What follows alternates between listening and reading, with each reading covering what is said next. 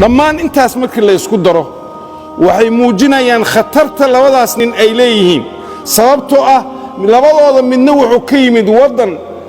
wadamada adduunka hor uga horumarsanaa UK buu ka yimid qoyskiisa iyo noloshiisa reerkooda oo dhan wuxuu ahaa Kristan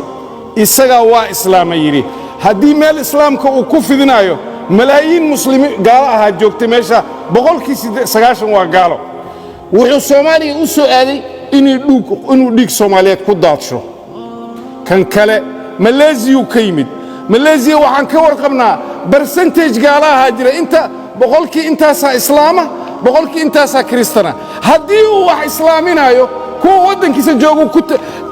jihaad ku samayn lahaa ku tashkiilin lahaa islaamka inay soo galaan laakiin Soomaaliya waxa uu soo aaday waa dulmi iyo dhibaato dalkan inuu burburiyo sidaa darteed maxkamadda sharaf kale waxaan weydiisanaynaa in ciqaabta u qalanta oo ay qorayaan aayaadka quraanka iyo axaadiisa